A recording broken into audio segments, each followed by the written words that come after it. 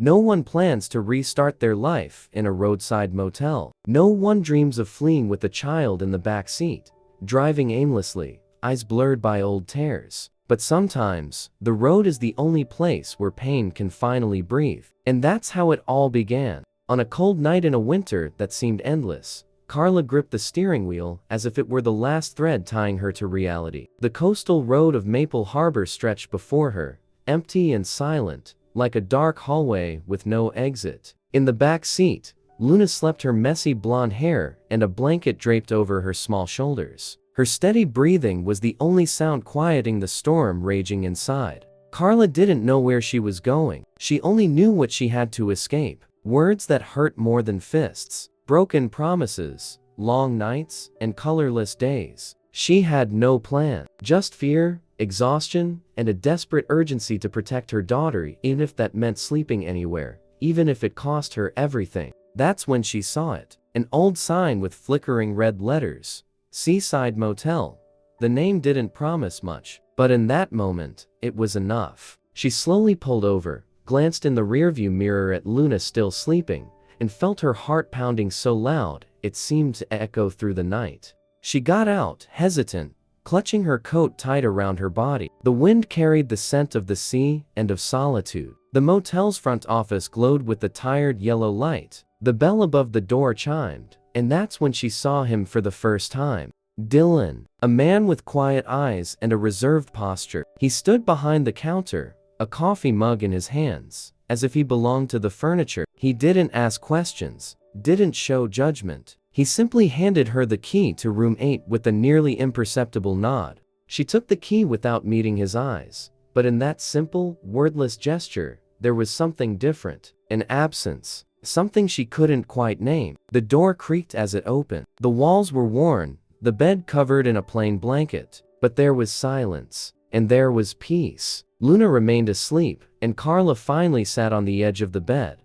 her entire body begging for rest. She didn't know it yet, but that room, in that motel, would become the starting point of a story not written with grand gestures or pretty words. It would be a story made of silences that welcome, of hands extended without promises, of invisible bandages on wounds time never healed. Carla wasn't looking for love. Neither was he. Neither of them wanted TIs. But life sometimes stitches the most unlikely paths with invisible threads. This is a story about possible new beginnings. About two broken people who find each other in the middle of nowhere and learn, slowly, fearfully, and gently, that shared pain hurts less. And that love, when it comes without rush, might not heal everything, but it transforms. And it all started there, in room 8 of a forgotten motel, when two wounded souls, without knowing it, took their first step toward a home that didn't yet have a name. The sound of the door closing behind Carla was muffled by the thick silence of the room. She leaned against the wood for a moment,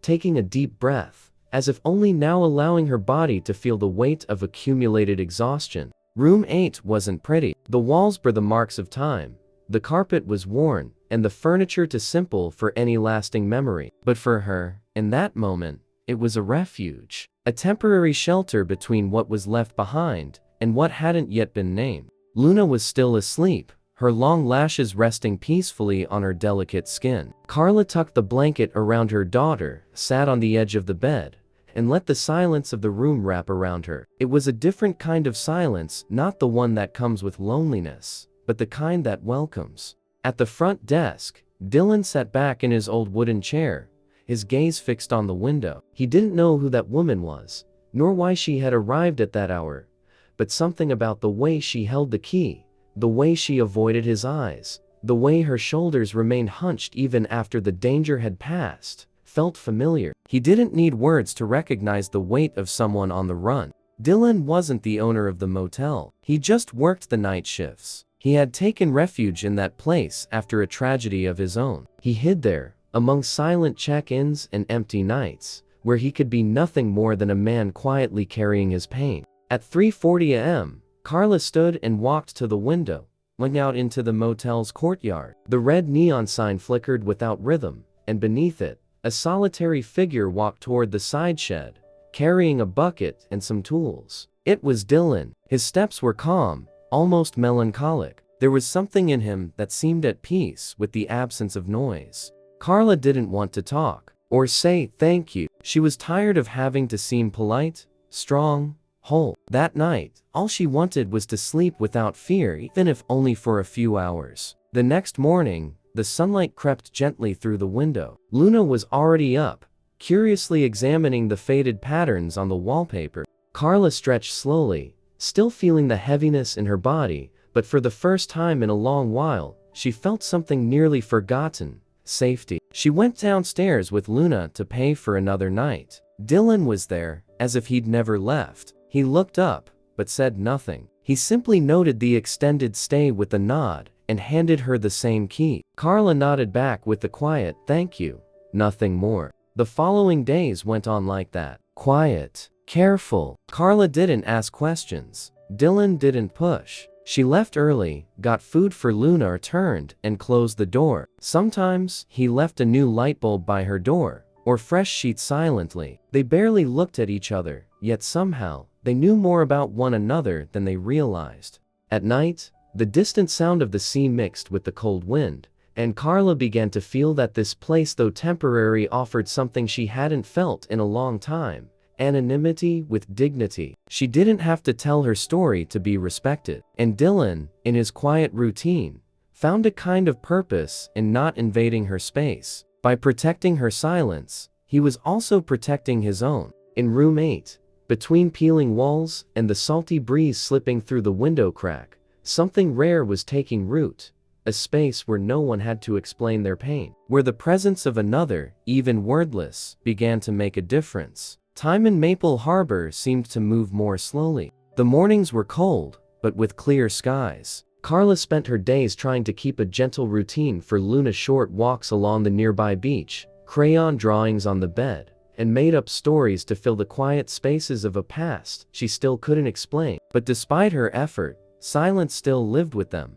Dylan, as always, kept his distance, not out of coldness, but out of respect. He was good at sensing boundaries, perhaps because he too knew what it was like to live surrounded by invisible walls. He didn't force conversation or fake kindness. He simply observed from afar, with the patience of someone who understands that some wounds need time. One random Tuesday morning, Carla came down to get some coffee from the lobby. She was tired, barely slept. Luna had cried during the night, calling out a name Carla preferred to forget. Dylan was behind the counter, sorting through invoices. When he heard footsteps, he looked up quickly, but said nothing. He simply slid a clean mug across the counter toward her. Carla took it, murmured a thank you without meeting his gaze, and returned to her room. That evening, at the door of room 8, Carla found a small, clear bag. Inside were 2 star-shaped cookies, wrapped in blue cellophane. She looked around. The hallway was empty. Only the sound of the wind and the rustling trees surrounded the motel.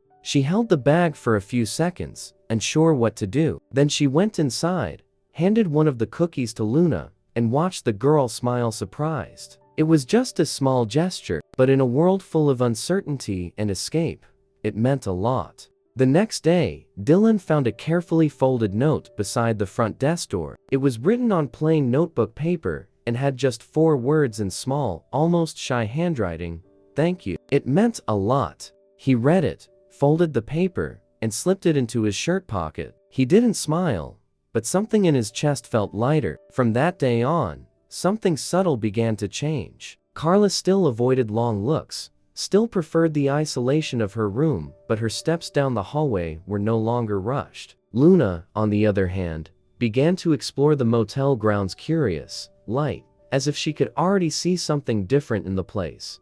Dylan, always silent, started leaving small gestures along the way. A freshly picked flower near the window, a blank sheet of paper, and a box of crayons accidentally left on the lobby bench. A redder apple placed on the counter where Luna liked to rest her arms. Carla noticed. She didn't say anything, but each gesture echoed within her. She wasn't used to being cared for without being charged, to being seen without being invaded. The silence between her and Dylan was no longer empty. It had become a new language made of respect and unspoken care. And even without a single word, he was there, steady, present. One morning, as Luna ran down the stairs with the drawing in her hand, Carla allowed herself to sit for a moment on the front wall. Dylan was sweeping leaves in the courtyard, and for a second, their eyes met. It was brief, a small gesture, but in that glance, there was a silent agreement. No rush, no promises, just an honest exchange between two strangers who were slowly beginning to recognize each other by the pain they carried and the quiet gestures that, little by little,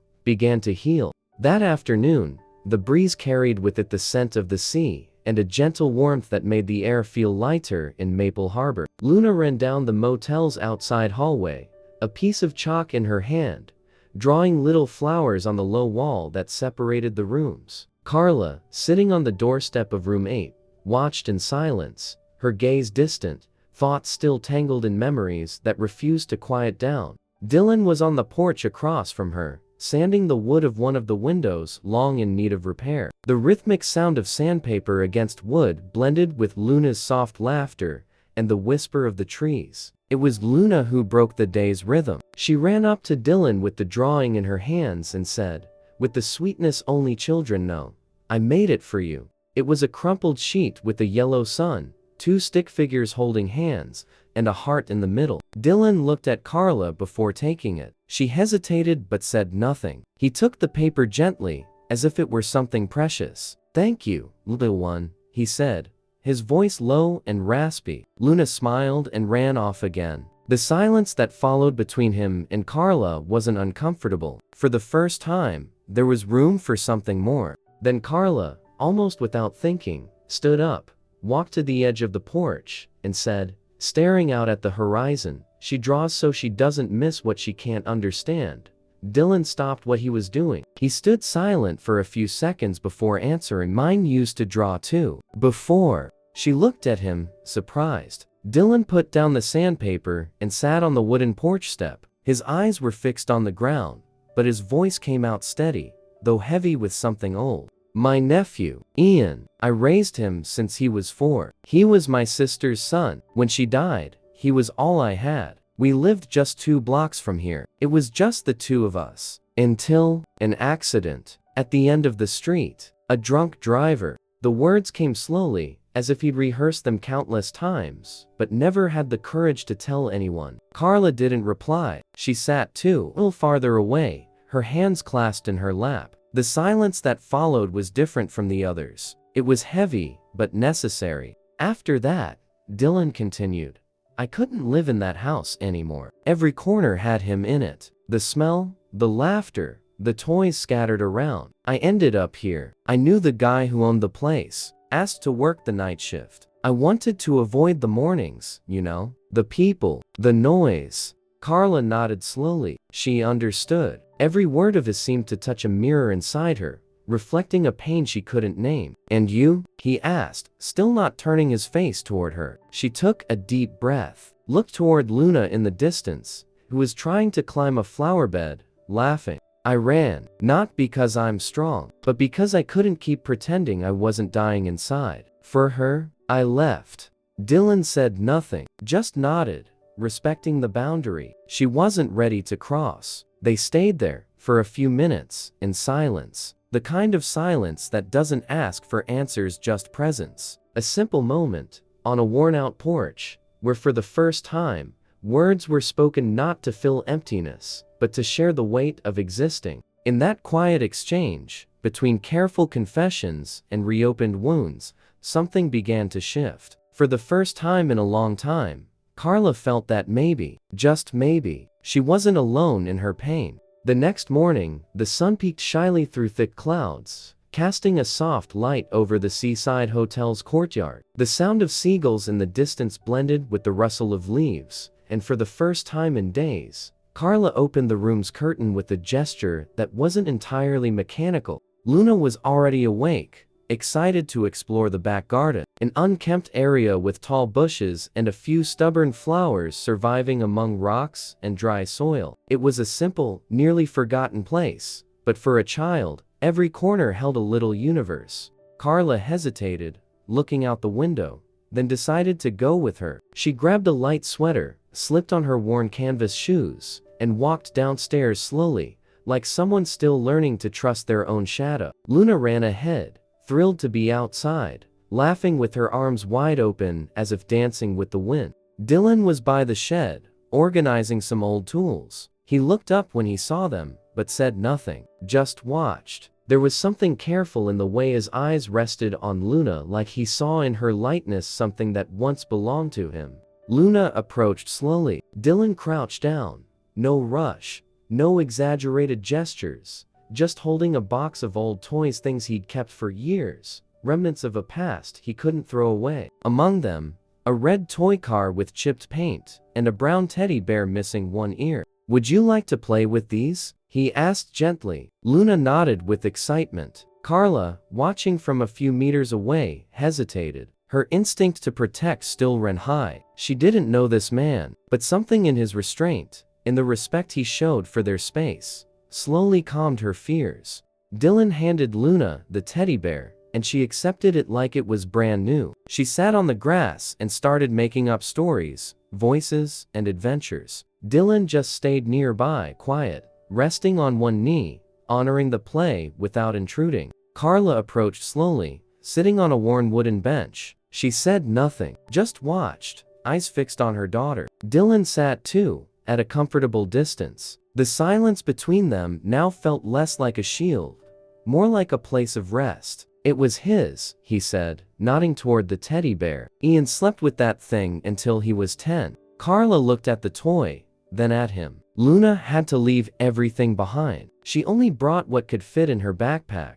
There was a brief pause between them. Then Dylan said, almost in a whisper, "She has you. That's what matters most." Carla didn't answer, but a small smile slipped through, like sunlight piercing a heavy cloud. Trust was still hard, but those words, spoken without any intention to console, touched a place inside her she thought no longer existed. Luna ran over, excited, holding the bear in her arms. "He said I can keep it, Mommy." Carla looked at Dylan, surprised. He gave a small shrug and raised his eyebrows. "He's in good hands now," he said, referring to the bear. And in that moment, something settled. An invisible thread connected the three of them. Fragile, but real. What had once been a barrier was slowly becoming a bridge. Not built on grand gestures or promises, but on silent exchanges, trust, slowly stitched together, and looks that spoke more than words ever could. In the quiet of that morning in the garden, under the sky of Maple Harbor,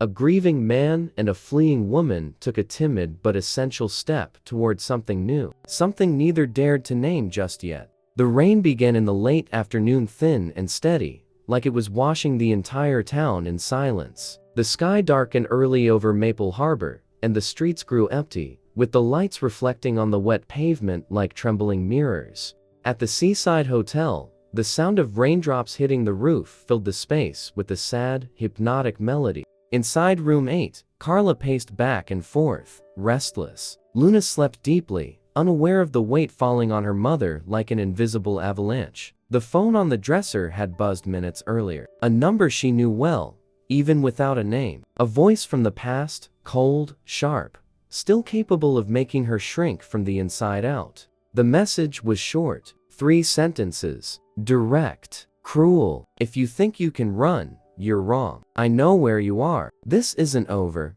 Carla felt her entire body shake. Her hands were sweaty, her heart racing. She fought the urge to cry, to scream, to disappear. But she stood still, throat tight, fear rising in suffocating waves. For a time she couldn't measure, she sat on the bathroom floor, back against the door, phone in her lap like a ticking bomb. She didn't know what to do. Leave? Run again? Where to? With what strength? Shortly after midnight, unable to bear the closed room, she stepped outside, barefoot, with the thin coat over her shoulders. The reception was empty, but the dim light was still on. She entered quietly, like someone seeking shelter from an internal storm, sat down on the floor beside the door, curled up, arms wrapped around her knees. The tears, until then held back, started to fall without warning. Dylan appeared minutes later, coming from the side hallway with a toolbox. When he saw her there still, curled up, his chest tightened. He didn't say anything, just dropped the box and approached slowly.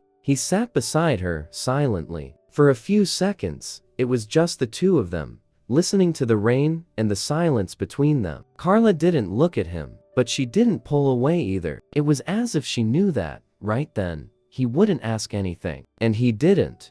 Dylan simply reached out his hand gently and placed it over hers. The gesture was steady, without pressure, a touch that was present, alive. She said nothing, but didn't let go. Stayed there, breathing with difficulty, the tears still falling, while Dylan's hand held hers with the calm of someone who understands. That's how he had learned to deal with pain, not by trying to fix it, but by sharing its weight in silence. Time passed slowly. The rain kept falling outside, and inside the small reception area, two people sat on the floor, sharing a sorrow that didn't need words. Carla, still too drained to speak, leaned her head gently against the wall. Dylan stayed, unmoving, honoring each second of that wordless release. The phone on the counter rang once, then stopped. Dylan didn't move. His eyes were fixed on the window, but his focus was entirely on her. When Carla finally took a deep breath and wiped her face with her sleeve, her eyes met his, and in that look, there was everything she needed: calm, steadiness, presence. He didn't ask for explanations, didn't offer advice, he just stayed. On that rainy night, without promises or speeches, Dylan did what few know how to do: he stayed. And for Carla, that was everything. Because sometimes, in the middle of despair, the deepest act of love is simply not leaving. The days that followed came with a gentler rhythm. The rain stopped, giving way to cold, humid mornings, with mist hanging over the hills around Maple Harbor. The silence remained at the seaside hotel, but it had changed, as if the pain that once echoed through the walls was now being received, shaped, softened into something lighter. Carla was still there, with no plans to leave. And little by little, she began to take up small spaces. She stopped locking the door all the time. She started sitting with Luna on the porch of their room, drawing or just watching the cars pass along the road. Dylan kept his quiet routine, but was more and more present, fixing whatever was broken: old locks, dead lights, leaky faucets. It was his way of caring, without intruding, without speaking. One Saturday morning, he showed up in the hallway with a toolbox and said, barely looking her in the eye, "The door to room 8 isn't closing properly. Can I fix it?" Carla nodded, stepping aside. He entered silently, while Luna sat on the floor drawing with markers. The latch was loose, and the frame had warped from the humidity. Dylan worked carefully in silence, as Carla watched from a distance, seated on the edge of the bed. Luna got up and went to him. "Can you fix everything, friend Dylan?" Her question made Dylan pause for a second. He smiled faintly. "Not everything, little one, but some things, yes." Carla lowered her gaze, touched by her daughter's sweetness and the simplicity of that exchange. When the repair was done, Dylan stood up, wiped his hands on a cloth, and said, "Now, the door will protect you properly." It was more than a practical sentence. It was a symbolic gesture. Carla understood. The next day, she offered to help prepare breakfast at the motel. A simple task, setting the table with bread, coffee, juice, and a few pastries from the local bakery. But that gesture meant a lot. It was the first time she allowed herself to be there, not just as a guest, but as part of something. Dylan appeared at the front desk with 2 mugs, one for him, one for her. They sat in silence while Luna ran back and forth, rearranging chairs with the child's joy that lit up the whole room. "Do you cook?" he asked Carla, nodding at the cake on the tray. "Just the basics. But I've lived in a lot of places. I learned out of necessity." He nodded, understanding more than her words revealed. That morning, they laughed. For the first time, without heaviness, Dylan told a story about the time he tried to make pancakes for Ian and forgot the baking powder. Carla, between sips of coffee, talked about a cake recipe her grandmother taught her, one that Luna always asked for. The lightness was new, even a little scary, but real. Luna, perched on the counter, looked at the two of them and said, "You look like real friends." Dylan and Carla exchanged a glance. They didn't reply, but the shared smile was enough. Pain still lived there, in every corner of the motel, but it was no longer the only tenant. Now, there was also laughter, the smell of fresh coffee, the sound of small feet running down the hallway. And above all, there was the building of something that didn't need to be defined. A safe space, made of quiet routines and unspoken gestures. The wound hadn't vanished, but it was being cared for, day after day, with presence, patience, and tenderness. In the simple act of fixing a door, of sharing a meal, of hearing a child call him friend, Dylan reconnected with the part of himself he thought was lost. And Carla, without realizing it, was beginning to trust again. Not the world, but what can grow between two people who choose, even with fear, to stay. The morning broke cold and clear in Maple Harbor, but inside room 8 of the seaside motel, a quiet warmth was beginning to grow. Carla looked around at the peeling walls, the signs of time and absence, and something within her stirred a longing that had been asleep for years, to make the space her own. She turned to Dylan, who was quietly straightening an old picture against the wall. "I want to paint the room," she said softly, almost as if asking permission to dream. Dylan paused, surprised. He hadn't expected to hear those words from her, not yet, but he didn't hesitate. "I can help," he replied, with the same quiet certainty that defined his actions. The next day, the paint arrived, soft colors, blues and greens, blending with the white already on the walls. The windows were opened, letting in the sea breeze and the light that now filled the room. Carla began to paint carefully, her movements slow and almost meditative. Dylan grabbed a roller and joined her. The silence between them was no longer heavy. It was shared, comfortable, full of unspoken promises. Luna ran around the room among the simple furniture, scattering papers and laughter. In her hands, a colorful brush she used to paint little stars along the wall edges. As the walls changed color, something inside them changed too. The traces of pain were still there, but they began to blend with new tones: hope, care, presence. Dylan brought in tools, fixed the broken light, and placed a small radio in the corner of the room. For the first time, soft music filled the space, breaking the silence that had once been loneliness. Carla paused, looking at what they'd done together, and a tear slid down her cheek. Not a tear of sadness, but one of relief and surprise. She had never imagined that in the very place where she had felt most lost, she could find something as simple and powerful as the possibility of a new beginning. Dylan watched her, his eyes soft and steady, without a word. They didn't need words in that moment. With each brushstroke, each giggle from Luna, the room became alive, a reflection of what they were beginning to build together. When they finished, the walls were painted a calm blue, like the sea after a storm. Along the edges, Luna's drawings full of color and innocence brought the room a new life, an identity that once seemed impossible. In that room, now transformed, there was more than just paint and paper. There was story, healing, and the quiet promise of better days. Carla knew the journey was still long, and the pain could return at any moment. But there, in that renewed space, she felt for the first time the strength of a home, not just as a place, but as a feeling. That night, Luna fell asleep, smiling, hugging the teddy bear Dylan had given her. Carla, lying beside her, closed her eyes, feeling less alone than she had in years. And Dylan, watching the scene, felt a warmth rise in his chest. That room, that paint,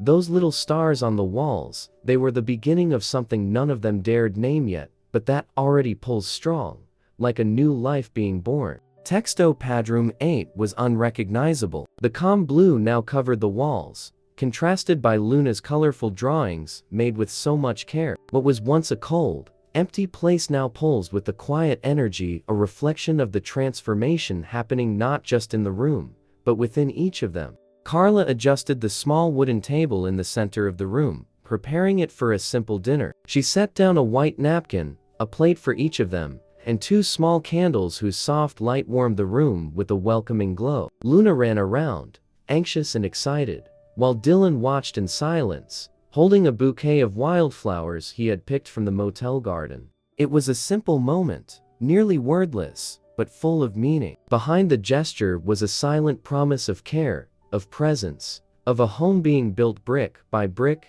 gesture by gesture. When Carla invited Dylan to sit, he hesitated for a moment. Something in the air said that this night was different, that there, in that modest space, something beyond pain and fear was taking root. They sat, and for a moment, their eyes met. No words were needed. The absence of words said everything. Luna, between them, held her mother's hand firmly and looked at Dylan with a shy but trusting smile. The silence at the table was comfortable, enveloping. It carried no urgency, no pressure. It was the silence of people who had learned to understand one another without explanations. Carla took a deep breath, feeling a peace she hadn't known in a long time. The past was still there, of course, with its shadows and scars. But in that moment, it felt distant, almost irrelevant. The present was all that mattered. Dylan placed the flowers in a makeshift vase made from a glass cup, adjusted the table with care,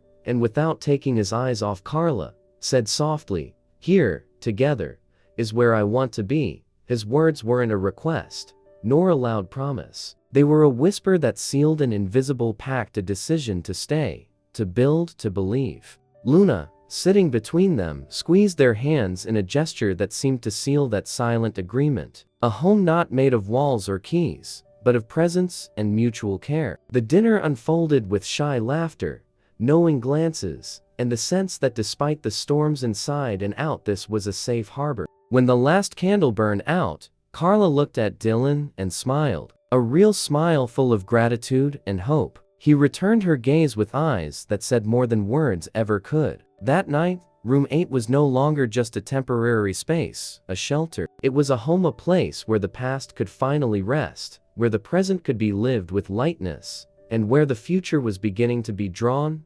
slowly and safely. Carla, Dylan, and Luna, together, had built something none of them could have imagined when they first arrived. It was the silent promise of a new beginning, a home where pain and love coexisted, transforming into strength, into hope, into life. And just like that, we wrap up another emotional journey here on Enchanting Stories, a place where tales touch the heart and turn the ordinary into something magical. If you enjoyed diving into the story of courage, silence, and new beginnings, you know what to do.